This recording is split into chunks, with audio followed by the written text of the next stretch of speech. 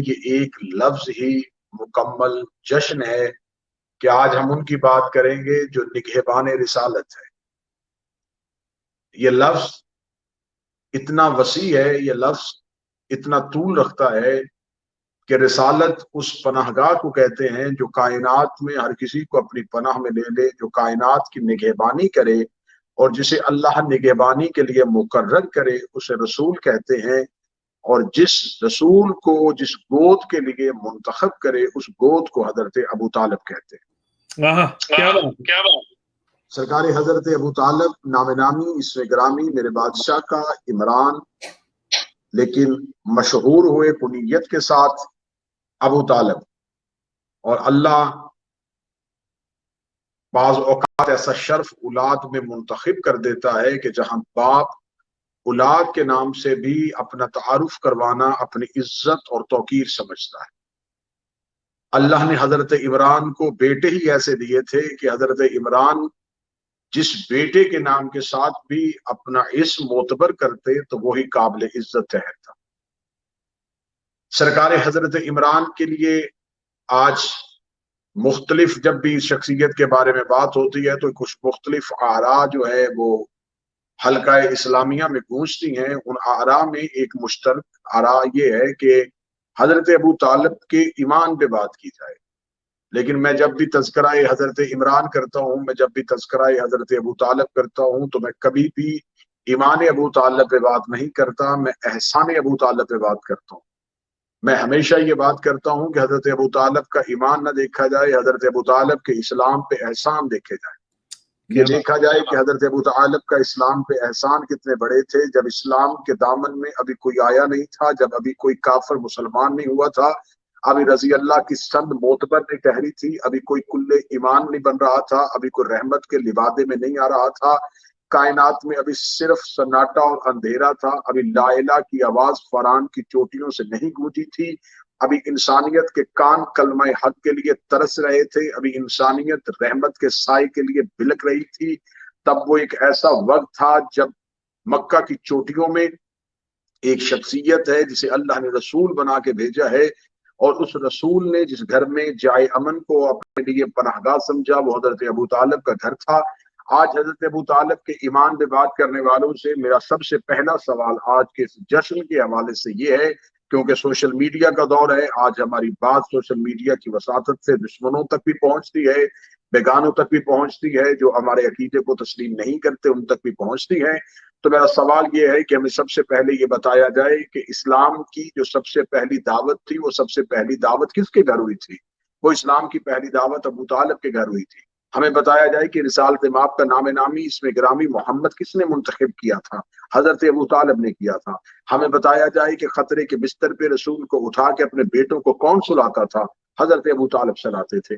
ہمیں بتایا جائے کہ جب رسالت مآب کا مکہ میں سوشل بائیکاٹ ہوتا ہے تو جس غار میں جا کے پناہ دی جاتی ہے اس غار کو کس کے نام سے مخصوص کیا گیا؟ اسے شیب ابی طالب کے نام سے مخصوص کیا گیا۔ ہمیں بتایا جائے کہ وہ کون سی شخصیت تھی جو بڑھاپے میں اسلام کی یتیمی کو جوانی کے انداز سکھا رہی تھی؟ وہ کون سی شخصیت تھی جو اپنی ابا کے اندر رحمت للعالمین کو چھپائے ہوئے تھی؟ وہ کون سی شخصیت تھی جس نے خانہ کعبہ کے قریب بیٹھے ہوئے 70 کفار کو محمد کے قتل کے منصوبے پہ اپنی نیام سے تلوار کو نکال کے ان کی گردنوں پہ رکھ کے یہ کہا تھا کہ اگر میرے محمد کو امان نہ ہوئی تو مکہ میں کسی کو بھی امان نہیں ہوگی، میں مکہ کی گلیوں کو خون کی ندیوں میں بدل دوں گا؟ وہ کون شخصیت تھی؟ وہ یقیناً حضرت ابو طالب تھے۔ ہمیں بتایا جائے کہ جب حضرت رسالت مآب نے اسلام کے لیے پہلی دعوت ذوالعشیرہ کا اہتمام بحکم قرآن کیا، جہاں خدا نے کہا میرے محمد اپنے قریبیوں کو دعوت ایمان دے دو، اپنے قرابت داروں کو دعوت ایمان دے دو، تو مجھے کسی بھی تاریخ سے یہ نہیں ملا کہ حضرت ابو طالب کو دعوت ایمان دی گئی ہو، بلکہ رسالت مآب نے حضرت ابو طالب سے آ کے کہا اے چچا، اللہ چاہتا ہے کہ ہم دعوت کا اہتمام کریں تو ہم آپ کے گھر کو منتخب کرتے ہیں۔ تو حضرت ابو طالب کے گھر کو منتخب کیا گیا۔ میرا یہاں اہل علم سے سوال ہے کہ حضرت ابو طالب کے گھر کو منتخب کرنے میں کیا راز تھا؟ اگر خدا اس دعوت کا اہتمام کرنا چاہتا تھا تو یہ دعوت اللہ کے گھر میں ہو سکتی تھی، یہ دعوت بیت اللہ میں ہو سکتی تھی، یہ دعوت خانہ کعبہ میں ہو سکتی تھی، یہ دعوت مقام ابراہیم پہ ہو سکتی تھی، یہ دعوت مقام آب زمزم پہ ہو سکتی تھی، یہ دعوت مکہ کے اس بہترین گھر میں ہو سکتی تھی جسے اللہ نے 2 نبیوں کے ذریعے بنوایا تھا، لیکن یہ دعوت حضرت ابو طالب کے گھر میں کیوں ہوئی؟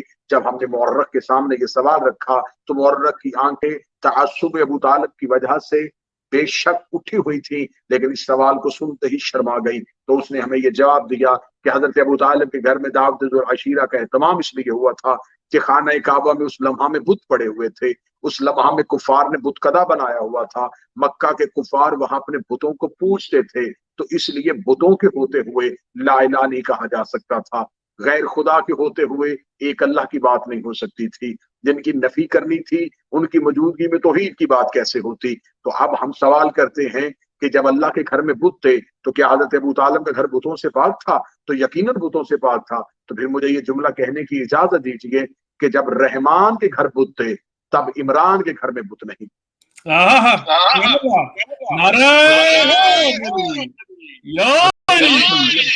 اس حضرت ابو طالب کو نے اس گھر کا انتخاب کیا اور رسالت امام صلی اللہ علیہ وآلہ وسلم کو وہاں پہ دعوت ایمان کے لیے کہا گیا۔ 40 کفار کو اکٹھا کرنے کے بعد مسلسل 3 دن جو اپنے گھر میں دسترخوان سجا کے مکے کے کفار کو کھانا کھلاتے رہے، وہ علی کے بابا تھے، وہ مربی رسالت تھے، وہ رئیس مکہ تھے، وہ متولی کعبہ تھے، وہ رئیس بطحہ تھے، جس کے جیب میں خانہ کعبہ کی چابیاں تھی، جو حج کے دنوں میں لوگوں کو کھانا کھلاتے تھے، جو ہاشمیوں کے چراغ تھے۔ حضرت ابو طالب نے بہترین دعوت کا اہتمام کیا۔ پھر تاریخ کی آنکھوں نے یہ منظر بھی دیکھا کہ حضرت ابو طالب کے گھر میں وہ دعوت ہوتی ہے، اور دعوت پہلے دن ہوئی ہے اور کفار چلے جاتے ہیں، دوسرے دن ہوتی ہے کفار چلے جاتے ہیں، رسالے ماں مسکرا کے کہتے ہیں اے چچا ابو طالب، اے چچا عمران، ہم اتنی محنت تو کر رہے ہیں لیکن کفار تو میری تقریر نہیں سنتے۔ تو حضرت ابو طالب نے اپنا دست شفقت رحمت للعالمین کے سر پہ پھیرا، رسول کی آنکھوں کو چوما اور چومنے کے بعد کہا اے میرے بھتیجا، اے عبداللہ کا بیٹا، آپ مجھے بتائیں کہ آپ بات کرنا کب چاہتے ہیں؟ فرمائے ہم چاہتے ہیں کہ لوگ ہماری بات سنیں۔ فرمایا جب تم چاہتے ہو تو پھر تمہاری چاہت میں ہی ابو طالب کی چاہت ہے، آج اس گھر سے کوئی نہیں جائے گا۔ جب 40 کفار حضرت ابو طالب کی حویلی میں بیٹھ جاتے ہیں تو کتابیں لکھتی ہیں کہ پھر علی کے بابا، پھر ذوالفقار حیدری کے مالک امیر المومنین کے بابا دروازہ پہ کھڑے ہوتے ہیں، اپنی تلوار کو نیام سے نکال کے اپنی تلوار کی نوک کو اپنے گھر کے بیرونی دروازے پہ رکھتے ہیں، اور رکھنے کے بعد اعلان کر کے کہتے ہیں کہ آج تب تک کوئی نہیں جائے گا جب تک ہمارا بھتیجا محمد بات نہ کر لے، جب تک ہمارا بیٹا محمد تم سے گفتگو نہ کر لے، تم میں سے کوئی بھی اپنی جگہ کو نہیں چھوڑے گا، کوئی بھی اپنی جگہ سے حرکت نہیں کرے گا۔ 40 کفار خاموش تھے، وہاں بولتے بھی تو کیسے بولتے؟ رئیس مکہ بول رہا تھا، متولی کعبہ بول رہا تھا، جس کی ہیبت سے مکہ ڈرتا تھا وہ بول رہا تھا، بلکہ میں عام الفاظ میں جو ڈھالوں تو علی کا باپ بول رہا تھا، جلال پروردگار کا جلال بول رہا تھا، اللہ کے بازو کا بازو بول رہا تھا۔ حضرت ابو طالب نے جب یہ جملہ کہا، حضرت ابو طالب کے جملہ کہنے کی دیر تھی، 40 کفار خاموش ہو کے بیٹھ گئے۔ 40 کفار کا خاموش ہو کے بیٹھنا تھا۔ حضرت ابو طالب نے ان کو بٹھایا، بٹھانے کے بعد رسالت ماب کی طرف نگاہ کی، اور تاریخ طبری میں یہ منظر لکھا ہے، اہل سنت کتابوں میں یہ منظر لکھا ہے۔ پھر رسالت ماب کی طرف دیکھ کے مسکرا کے فرمائے قم یا سیدی ویملایا، اٹھیے میرے سید، اٹھیے میرے مولا، فتکلم مما تحبون، اور فرمائیے وہ کلام جو آپ پسند کرتے ہیں، بولیے وہ بات جو آپ کہنا چاہتے ہیں، وبلغ رسالتہ من ربک، اور پہنچائیے وہ رسالت جو آپ کے رب نے آپ پہ نازل کی ہے۔ میں سننے والے سامعین سے گزارش کرتا ہوں، ابھی مکہ میں کسی کو نہیں پتا کہ رسول کیا کہنے والے ہیں، ابھی رسول نے بھی اپنی زبان سے نہیں کہا، لیکن پھر بھی حضرت ابو طالب ان مکہ کے کفار کے سامنے کہہ رہے ہیں بلغ رسالتہ من ربک، پہنچائیے وہ رسالت جو آپ کے رب نے آپ پر نازل کی ہے۔ اس کا مطلب رسول کی زبان سے سننے کے بعد جو کلمہ پڑھے وہ مسلمان تو ہو سکتا ہے، لیکن جو رسول کے اعلان سے پہلے رسالت کی تصدیق کرے اسے مسلمان نہیں کہا جا سکتا، اسے محسن اسلام کہا جائے گا، اسے مربی اسلام کہا جائے گا۔ سرکار حضرت ابو طالب نے کہا پہنچائیے وہ رسالت جو آپ کے رب نے آپ پہ نازل کی ہے۔ اتنا کہنا تھا خدائی چھوم گئی، خدا نے کہا اے ابو طالب تیرے تو پہلے ہی بہت قرضے تھے، ایک قرض تو نے توحید کو اور دے دیا، تو نے 40 کفار میں میرے نبی کو سید کہہ دیا، میرے نبی کو مولا کہہ دیا، میرے نبی کو آقا کہہ دیا، جبکہ رشتے میں آپ کے بھتیجا تھے، رشتے میں آپ کے بیٹا تھے، آپ بیٹا بھی کہہ سکتے تھے، آپ بھتیجا بھی کہہ سکتے تھے، لیکن آپ نے کہا اے میرے مولا، اٹھیے اور کہہ دیجیے وہ جو آپ چاہتے ہیں، اور پہنچائیے وہ رسالت جو آپ کے رب نے آپ پہ نازل کی ہے، پھر میں اللہ بھی کسی کا قرض نہیں رکھتا۔ اگر آپ نے 40 کفار میں میرے نبی کو مولا کہا ہے تو میں 1.25 حاجیوں میں تیرے علی کو مولا نہ کہلواؤں تو مجھے خدا نہ کہنا۔ نعرہ حیدری یعنی سرکار حضرت ابو طالب نے، سرکار حضرت عمران نے 40 کفار کے سامنے کھڑے ہو کے رسالت ماب صلی اللہ علیہ وآلہ وسلم سے کہا ببلغ رسالتہ من ربک، اور یہی وہ آیت تھی جو دوبارہ قرآن میں نازل ہوئی۔ قرآن میں متعدد وہ آیتیں ہیں جو ابو طالب کی زبان سے پہلے نکلی اور قرآن کے سینے میں بعد میں آئی۔ بے شک یہاں یہ جو آیت، یہاں جو جملہ بولا حضرت ابو طالب بلغ رسالتہ من ربک، یہ جملہ حضرت ابو طالب کا تھا، اور پھر خدا کو کہنا پڑا غدیر میں یا ایھا رسول بلغ ما انزل الیک۔ پہلے ابو طالب نے بولا، پھر خدا نے بولا۔ رسول کے خطبہ نکاح پہ حضرت ابو طالب نے پہلے کہا الحمدللہ رب العالمین، کیا بات، یہ حضرت ابو طالب نے پہلے کہا، قرآن کے سینے میں بعد میں آیا۔ اب 2 صورتوں میں سے ایک صورت ماننی پڑے، یا ابو طالب قرآن اترنے سے پہلے قرآن کو جانتے تھے، یا پھر ابو طالب کا کلام اتنا فصیح و بلیغ تھا کہ قرآن کو اسے اپنے سینے میں رکھنا پڑا۔ کیا بات، کیا بات، یا ابو طالب حافظ قرآن تھے یا پھر قرآن حافظ ابو طالب۔ حضرت ابو طالب نے خطبہ نکاح پہ کہا تھا الحمدللہ رب العالمین، الحمدللہ رب العالمین حضرت ابو طالب نے کہا تھا، اور خدا نے ابو طالب کی لفظ زبان سے نکلے ہوئے قرآن کا ابتدائیہ بنا دیا، قرآن کا آغاز بنا دیا۔ صرف قرآن کا آغاز نہیں بنایا، خدا نے کہا کہ میں اس نمازی کی نماز قبول نہیں کروں گا جس کی نماز میں سورہ فاتحہ نہیں ہو۔ تو یہ سورہ فاتحہ کیا ہے؟ یہ جملہ ابو طالب کا ہے۔ اہل سنت کتابوں میں لکھا ہے کہ یہ جملہ حضرت ابو طالب کا ہے۔ تو شرم نہیں آتی اس مسلمان کو اپنی نماز اللہ سے قبول کرواتے ہوئے کہ نماز میں ابو طالب کا جملہ پڑھ رہا ہے اور دل میں ابو طالب سے نفرت کر رہا ہے؟ مقصروں پر لعنت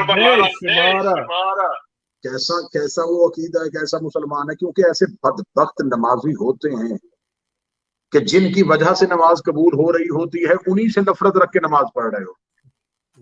تو یقین کیجئے کہ ایسا نمازی چاہے دشمن میں ہو، چاہے اپنوں میں ہے، چاہے بیگانوں میں ہے، چاہے شیعوں میں ہے، جس نے ابو طالب سے دشمنی کی یا ابو طالب کے بیٹوں سے دشمنی کی یا نسل آل رسول سے دشمنی کی، جس نے خاندان محمد مصطفیٰ سے دشمنی کی، جس نے علی ولی اللہ سے دشمنی کی، اگر وہ اس دشمنی کے ساتھ مصلی پہ جاتا ہے تو مصلی اس پہ لعنت کرتا ہے اور تسبیح اس پہ تبرہ کرتی ہے، اور خدا کے فرشتے اسے کہتے ہیں کہ اللہ تجھ پہ لعنت کرے، تو حجت کا انکار کر کے مصلی پہ کیوں آ گیا؟ حضرت ابو طالب نے خطبہ نکاح کے موقع پہ کہا الحمدللہ رب العالمین۔ یہ جملے خدا نے ایسے پسند آئے کہ خدا نے قرآن کا ابتدائیہ بنا۔ آج ہم کسی کے ایصال ثواب کے لیے جب دعا کرنے کے لیے ہاتھ اٹھاتے ہیں تو کیا کہتے ہیں کہ دعا فرمائیں، فاتحہ پڑھتے ہیں، تو وہ کیا کرتا ہے؟ کیا انا انزلنا پڑھتا ہے؟ وہ کیا سورہ والعصر پڑھتا ہے؟ وہ سورہ یاسین پڑھتا ہے؟ قرآن کی اتنی صورتوں کے ہوتے ہوئے وہ اپنے مرنے والے کے ایصال ثواب کے لیے الحمد کیوں پڑھتا ہے؟ تو جس کی زبان سے نکلا ہوا جملہ آج لوگوں کی مغفرت کروا رہا ہو، اس کے بارے میں یہ سوچنا کہ معاذ اللہ ان کی مغفرت کیسے ہوگی، ان کے بارے میں یہ سوچنا کہ یعنی کہ امیر یہ سوال کرنا کہ حضرت ابو طالب نے کلمہ کب پڑھا تھا، تو میں تو ان کا جواب اس انداز میں دیا کرتا ہوں کہ کلمے کو کیا ضرورت تھی کہ وہ کلمہ پڑھتا۔ آج میں کسی بھی مسلمان سے پوچھوں کہ جناب آپ نے کلمہ کب پڑھا تھا، تو وہ کہے گا مجھے کلمہ پڑھنے کی کیا ضرورت ہے، میں تو مسلمان کے گھر پیدا ہوں۔ تو جو مسلمان کے گھر پیدا ہو اسے کلمہ پڑھنے کی ضرورت نہیں ہوتی، اور جو خود اسلام ہو اسے کلمہ پڑھنے کی ضرورت ہے۔ سنی کتابوں میں لکھا، صحیح بخاری اور مسلم اشکات میں لکھا ہوا ہے کہ ایک شخص پہ اللہ کا عذاب ہو رہا تھا اور خدا نے کہی سزا میں کمی کر دی جائے کیونکہ اس کے بچے نے آج مکتب میں جا کے بسم اللہ الرحمن الرحیم پڑھ دیا ہے. جس کا بیٹا بسم اللہ الرحمن الرحیم پڑھ دے اللہ اسے بخش دے, اور جس کا بیٹا نقطہ پائے بسم اللہ ہو. کیا بات. جی جی لکھا ہے کہ رسالت امام نے فرمایا جو کسی یتیم کو پالے وہ جنت میں میرے ساتھ ایسے ہوگا جیسے میرے ہاتھ کی 2 انگلیاں.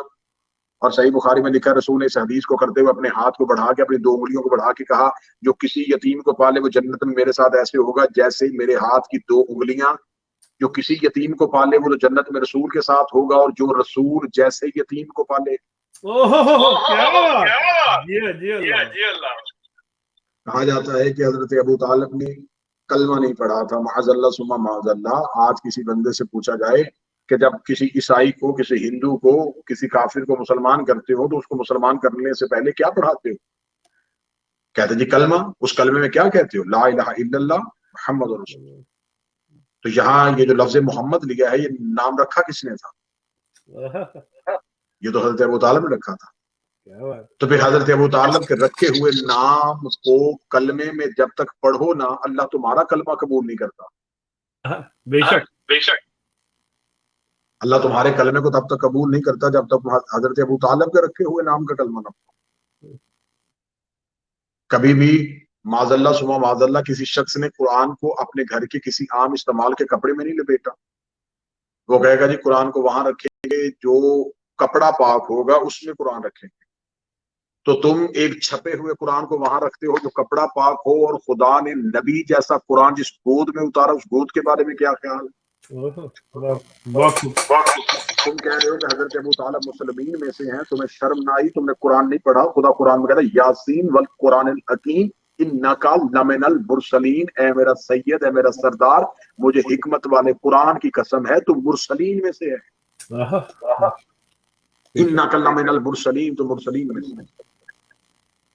میرے انتہائی واجب الاحترام ہے سید انتصار شاہ صاحب, اور ان کا ہمیشہ ہر مجلس میں یہ تقاضا ہوتا ہے کہ کچھ منفرد ایک لہجہ پڑھا جائے, کچھ ایک اچھوتا زاویہ پڑھا جائے. تو اپنے بھائی کی, اپنے قابل احترام بھائی کی فرمائش پہ میں جملہ پڑھتا ہوں کہ ہمیں بتائیں کہ رسالت مآب سے پہلے نبی کون تھے؟ حضرت عیسیٰ. تو حضرت عیسیٰ اور رسالت مآب کے درمیان جو گیپ ہے وہ گیپ کتنی دیر کا ہے؟ 570 سال کا. جناب عیسیٰ کے بعد جو نبی آئے وہ رسالت مآب آئے, 570 سال کا گیپ. ان 570 سال میں جو افراد مرے ان کو قبر میں منکر نکیر کیا پوچھیں گے کہ تم کس کو مانتے تھے, کس کی نبوت پہ قائل تھے؟ حضرت عیسیٰ سے لے کے حضرت مصطفیٰ تک 570 سال میں درمیان میں اللہ کی حجت کون تھی؟ اور خدا کہتا ہے کہ میں زمین کو ایک لمحہ بھی بغیر حجت کے نہیں چھوڑتا. ایک لمحہ بھی زمین بغیر حجت کے رہے تو کائنات کا نظام بکھر جائے. معصوم فرماتے ہیں کہ حجت کی کائنات میں حیثیت اس چکی کے کیل کی مانند ہوتی ہے جو درمیان میں ہوتا ہے اور چکی اس کے مدار میں گھومتی ہے. اگر وہ کیل نکال دیا جائے تو چکی کے پارٹ کھل جائیں, اور چکی کے 2 پارٹ ہوتے ہیں, ایک اوپر ایک نیچے.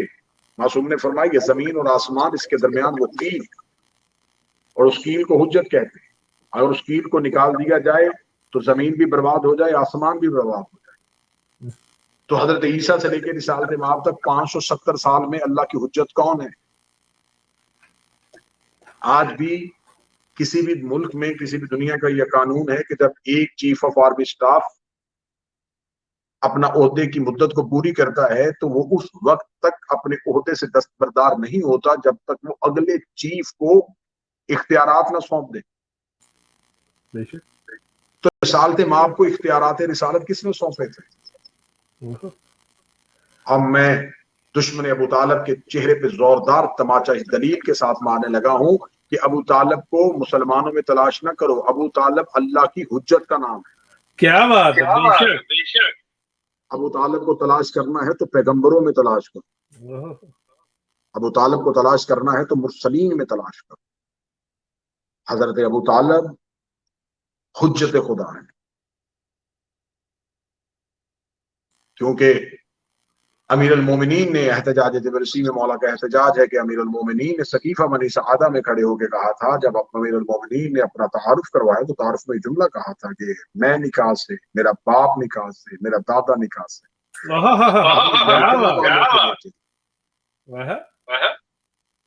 حضرت ابو طالب نے اسلام کی پہلی دعوت کا آغاز اپنے گھر سے کروایا، اور گھر سے کروانے کے بعد جب لوگ گھر سے نکلے ہیں تو کتابیں کہتی ہیں کہ پھر مکہ میں جب رسول کی دشمنی پھیل گئی تو مکہ میں رسول کی دشمنی کا پھیلنا تھا، تو رسالت امام نے کہا چچا اب میں گلیوں میں جاتا ہوں تو لوگ میری دشمنی کے لیے ایسے آمادہ ہو گئے ہیں کہ بچوں کو چھتوں پہ بٹھا کے مجھ کو پتھر مروائے جاتے ہیں۔ رسالت امام کے بدن پہ زخم دیکھے حضرت ابو طالب نے مکہ کے لوگوں کو اکٹھا کیا، اور اکٹھا کرنے کے بعد کہا کہ یہ کیسی دشمنی ہے، تمہارے بچے میرے بھتیجے کو پتھر کیوں مارتے ہیں؟ تو کفار مکہ نے کہا بچے جو ہوئے بچے ہیں، اب ان کو کون سمجھائے؟ اچھا ہم سمجھائیں گے، اور زیر لب مسکرائے۔ کیا کہنے حکمت ابو طالب کے۔ اگلے دن رسالت امام گھر سے نکلے تو فرمایا مصطفیٰ اکیلے نہ جائیے گا، علی کو ساتھ بھیجے۔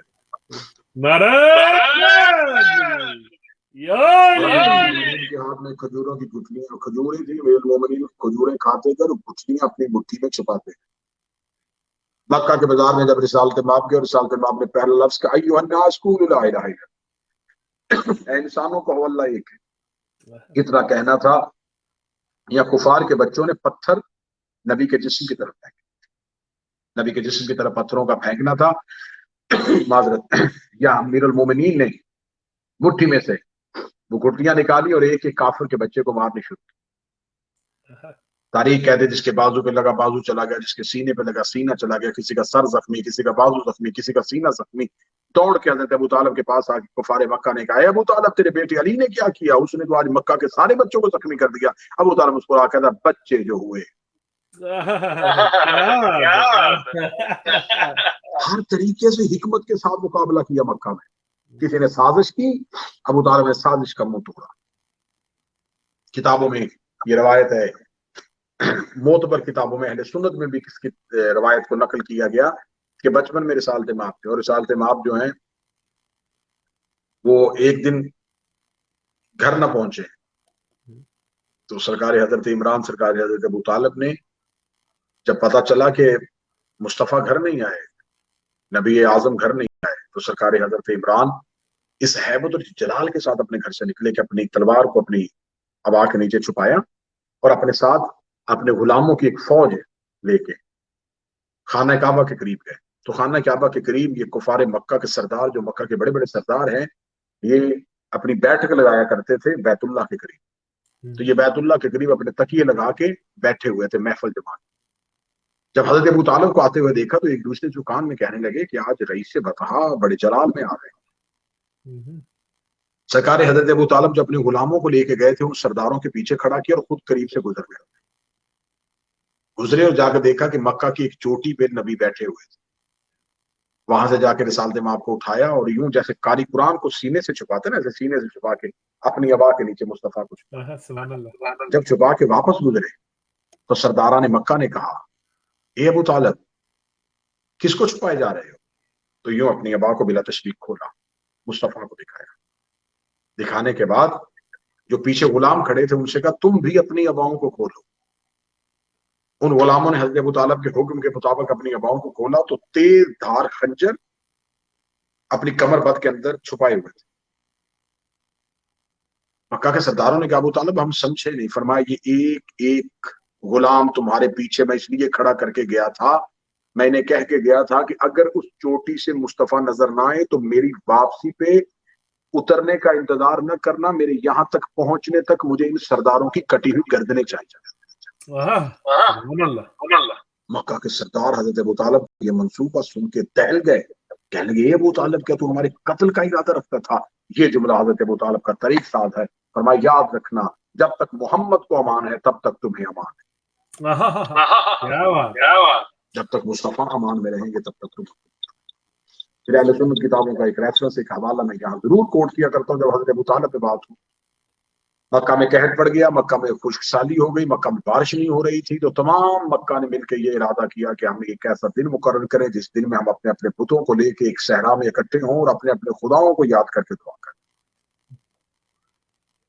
تو آخر جب سرداران مکہ نے یہ فیصلہ کیا تو انہوں سب نے کہا کہ ہم تو اپنے اپنے خداؤں کو لے کے آ جائیں گے، بنو ہاشم کس کو لے کے آئیں گے؟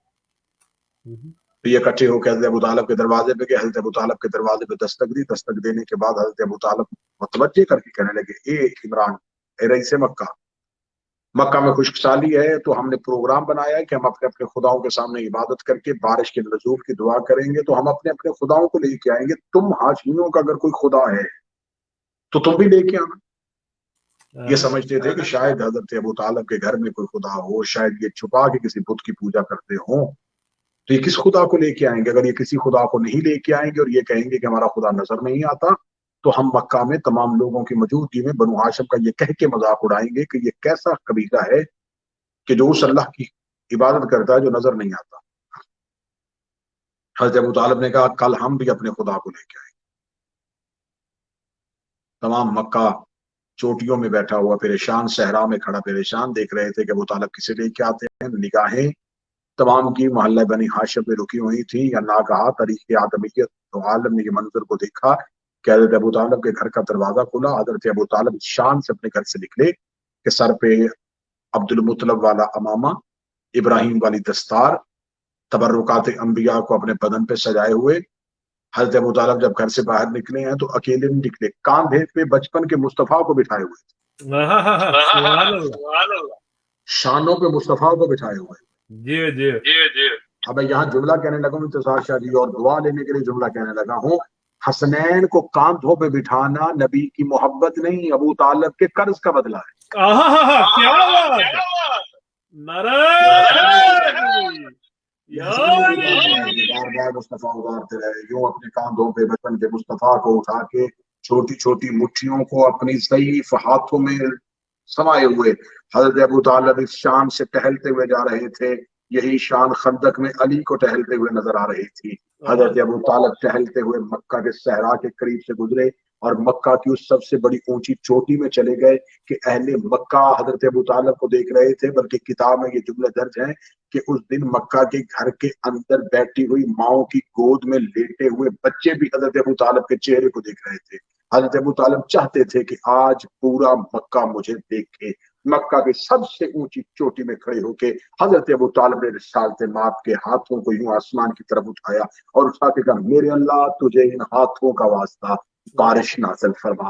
اتنا کہنا تھا کہ آسمان سے ایک سیاہ بادل کا ٹکڑا اٹھا، وہ رسالت ماپ کے سر سے گزرتا ہوا مکہ کے اوپر آیا اور اس نے مکہ پہ بارش برسانی شروع کی۔ جب لوگوں کے کپڑے بھیگ گئے، جب زمین ایک دفعہ خشکی سے پھر زرخیز ہو گئی، جب جانوروں نے تسبیح کی آوازیں بلند کرنی شروع کر دی، تو حضرت ابو طالب کی آنکھوں سے آنسو ابو طالب کی داڑھی پہ آئے۔ ابھی داڑھی پہ آنسو پہنچے نہیں تھے کہ جبریل امین عرش کو چھوڑ کے زمین پہ اترے اور آ کے کہنے لگے، اے ابو طالب، خدا کہہ رہا ہے کہ ہم تیرے احسان کا بدلہ دیں گے۔ تو نے آج مکہ کی اونچائی پہ جا کے بچپن میں مصطفیٰ کی نبوت کا اعلان کیا ہے، ہم غدیر میں پلانوں کا ممبر بنوا کے تیرے علی کی ولایت کا اعلان کروائیں۔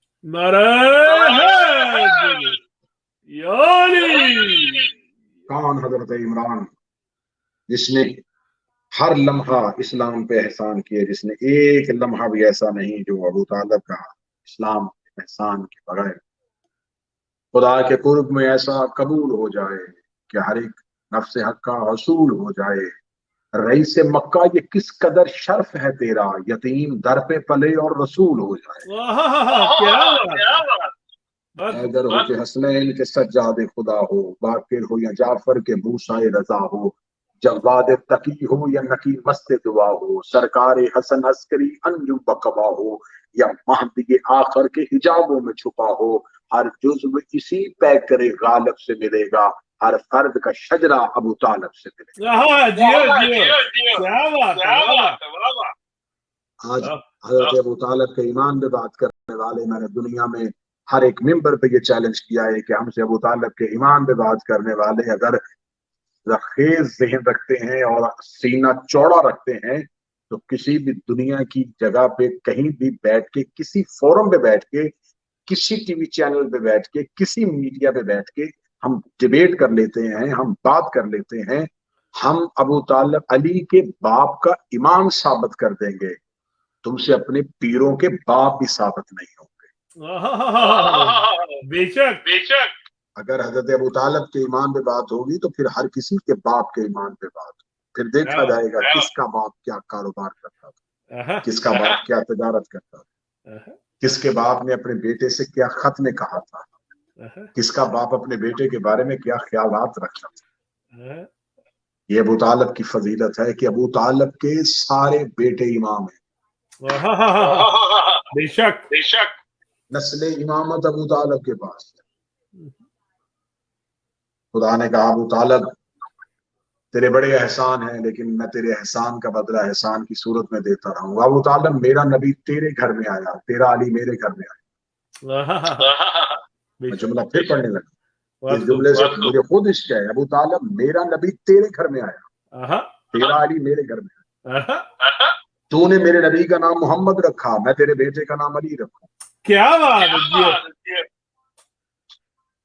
ابو طالب تو نے میرے مصطفیٰ کو پالا، ہم تیرے علی کو عین اللہ بنائیں گے، ہم تیرے علی کو وجہ اللہ بنائیں گے، ہم تیرے علی کو لسان اللہ بنائیں گے۔ لیکن ابو طالب اگر میں احسان کے بدلے احسان کی صورت میں دیتا رہا، کل کو لوگ کہیں گے کہ اللہ ہو کے بندے سے مقابلہ کرتا رہا، ایک احسان تجھ سے بڑھ کے کر دیتے ہیں۔ تو میرے نبی کا نکاح فرش پہ پڑھا، میں تیرے علی کا نکاح عرش پہ پڑھا۔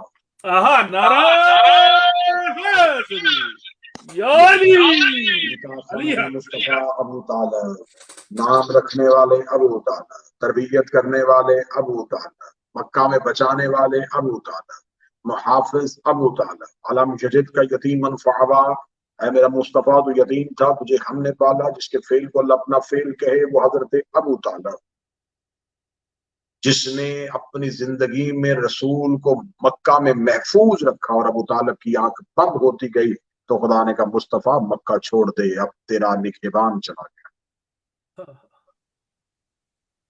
آج تاریخ انسانیت کو اس ابو طالب کے احسانات کو یاد کرنا چاہیے۔ آج ہر مسلمان کو حضرت ابو طالب کا ممنون و متشکر ہونا چاہیے، جس نے اسلام کو اپنے پاؤں پہ کھڑا کر دیا۔ کیا کہنے، پوری کائنات کے مسلمان جس کا کلمہ پڑھیں اسے نبی کہتے ہیں، نبی جس کے احترام میں کھڑا ہو اسے فاطمہ کہتے ہیں، فاطمہ جس کا احترام کرے اسے علی کہتے ہیں، اور علی جس کے احترام میں کھڑا ہو جائے اسے ابو طالب کہتے ہیں۔ رسول آتے تھے تو علی کھڑے ہو جاتے تھے، علی آتے تھے سیدہ کھڑی ہو جاتے، رسول آتے علی اور سیدہ دونوں کھڑے ہو جاتے ہیں۔ لیکن کیا کہنے ابو طالب، ابو طالب آتے تھے رسول بھی کھڑے ہو جاتے تھے، زہرا بھی کھڑی ہو جاتی تھی، علی بھی کھڑے ہو جاتے، جس کا احترام نبوت، ولایت اور عصمت پہ بیک وقت واجب ہو اسے ابو طالب کہتے ہیں۔ جس کے احترام میں نبوت بھی کھڑی ہو، امامت بھی کھڑی ہو، عصمت بھی کھڑی ہو، اسے ابو طالب کہتے ہیں۔ کیا بات۔ حضرت ابو طالب حجت پروردگار کا نام۔ اور آج کا یہ جو شب ہے، یقیناً آپ new Jersey U S A میں ہیں، تو یہاں اگر 30 شوال کی شب مکمل ہوئی تو اگلا جو شب ہے وہ یکم ذیقات کی ہے، اور یکم ذیقات آمد ہے شہزادی قوم کریمہ اہل بیت زینب رضا دختر موسیٰ کاظم علیہ السلام، جناب فاطمہ معصومہ قم۔ تو میں بارگاہ حضرت عمران میں ان کی پاک شہزادی کی آمد پہ بھی ہدیہ مبارکباد بسم اللہ، کہ جس کے بارے میں معصوم نے فرمایا ہے کہ اگر تم مدینہ جنت البقیع نہ جا سکو تو کم میں جا کے فاطمہ کی زیارت کرو۔ تم نے اگر معصومہ کم کی زیارت کر لی تو سمجھو تم نے جنت البقیع میں سیدہ کی زیارت کر لی۔ اس شہزادی کا نزول ہے جس کے بارے میں لقب ہے کریمہ اہل بیت، اہل بیت کی کریمہ، جو اہل بیت کے گھر میں رہ کے کریمہ ہو، اسے فاطمہ معصومہ کم کہتے ہیں، جس نے امام رضا علیہ السلام کے مشن میں بھائی کا زینب بن کے ساتھ دیا، اور کم میں मदफून हुई दुख्तर इमाम मूसा काज़म, जिनकी करामात, जिनके मोजज़ात, जिनके फ़ज़ाइल इस कदर से ज़्यादा हैं कि आज भी अपनी हाजात को जो लोग मासूमा कुम के हरम में जाके तलब करते हैं तो वो हाजात फौरन कबूल होती। इन्हीं अल्फाज के साथ मेरी दुआ है सरकार वली और असर मेरे भाई सैयद इंतसार शाह साहब ने जिस अकीदत, मोहब्बत और जिस बलबले और जिस जज्बे के साथ आपके जद हजरत अबू तालिब का तज़किरा किया, मेरे मालिक इस तज़किरे को कबूल फरमाइएगा, मेरे मालिक इस इश्क को कबूल फरमाइएगा, मेरे मौला इस मोहब्बत को कबूल फरमाइएगा, मेरे मौला इस मोहब्बत का सदका मेरे भाई के रिज्क में, इज्जत में, माल में और वक्त में इजाफा फरमाइएगा। ये बलबला, ये जज्बा, ये मोहब्बत इनकी नस्लों में मुंतकिल फरमाइएगा। इनके बच्चों को इमाम हुसैन का दादार बनाइएगा, इनकी नस्लों को इमाम हुसैन अलैहिस्सलाम का मातवी बनाइएगा। मेरे मौला तुझे हजरत इमरान के दस्तरखान का वास्ता, इनके दस्तरखान को हमेशा वसी फरमाइएगा, इनकी इज्जतों में इजाफा फरमाइएगा। इनके जितने भी दोस्त अहबाब, इनके जितने भी साथ मोहब्बत करने वाले, अज़ादारी में इनका साथ देने वाले, इनके साथ चलने वाले रुफ़का हैं, मेरे मालिक उन तमाम की तौफीकात देना। जश्न को लाइव सुन रहे हैं, जो देख रहे हैं, जो बाद में देखेंगे और सुनेंगे, मेरे मालिक उन आंखों, उन कानों पे रहम फरमा, मेरे मालिक उन तमाम की मग़फ़िरत फरमा। मेरे मालिक तुझे वास्ता है जनाब मासूमा कुम की इज्जत का, तुझे वास्ता है दुख्तर मूसा काज़म अलैहिस्सलाम की करामात का, मेरे मालिक इनकी बेटियों के नसीब में इनके जितने मरहूमीन इस दुनिया को छोड़ के चले गए, तुझे वास्ता है जनाब सैयदा की इज्जत का, उन्हें जवार मासूमीन में जगह था। जो परेशान हाल, इनकी परेशानियों को दूर फरमा, और जो जो बीमार मोमिनीन हैं तुझे वास्ता है आज मासूमा कुम की इज्जत का, हजरत अबू तालिब की इज्जत का, मौला आज की रात उनकी शिफा की रात में फरमा। जो बे औलाद है तुझे वास्ता है हजरत इमरान की इज्जत और जनाब मासूमा कुम की फजीलत का, मेरे मालिक उन्हें साहिब औलाद, जिनकी औलाद है उन्हें अमले सालेह करने की तौफीक अता फरमा। बहुत बड़ी दुआओं को इकट्ठा किया जाए तो एक जो मुश्तरक दुआ निकलती है, मेरे मौला तुझे अपनी इज्जत का वास्ता हमें अकीदा हक पे इस्तकामत, हमें लोगों से खौफ नहीं, हमें दुश्मन का डर नहीं, हमें परेशानी ये दुनिया नहीं, हमें तन्हाई का खौफ नहीं, लेकिन मेरे मालिक दुनिया राजी हो ना हो, मेरे मालिक तू हम पे राजी रहना। कायम आले मोहम्मद, हम मोहब्बत के साथ आपका जिक्र करते हैं, मेरे मालिक तू हम पे राजी रहना। हमारे भाई को इसी तरीके से यूं ही सिलसिले को पूरी दुनिया में फैलाने की तौफीक अता फरमा। इस तज़किरे के सदके से मेरे मालिक की इज्जतों की हिफाजत फरमा, कायम आले मोहम्मद के ज़हूर में तादील फरमा। हमारा शुमार अपने आकाओ मौला के नासरीन में फरमा, हमारा शुमार अपने मौला के मुहिब्बीन में फरमा, हमारा शुमार अपने मौला के मखसूसीन में फरमा, हमारे आकाओ मौला को हम पे राजी फरमा। यकम ज़िकात जनाब मासूमा कुम की इज्जत का सदका मेरे मालिक हमारे आकाओ मौला को हम पे राजी फरमा। रब्बना तक़ब्बल मिन्ना इन्नका अंतस समीउद दुआ, आमीन या रब्बिल आलमीन। मैं सबसे आकर मैं फिर अपने भाई सैयद इंतसार शाह साहब का तहे दिल से शुक्रिया अदा करता हूँ कि वो ऐसे मौके फराहम करते हैं कि हम अपनी बात, अपनी गुफ्तगू दुनिया के सामने रख सकें और ये तज़किरा मोहम्मद व आले मोहम्मद खुशबू बन के पूरी दुनिया में फैल सके। सलाम अलैकुम या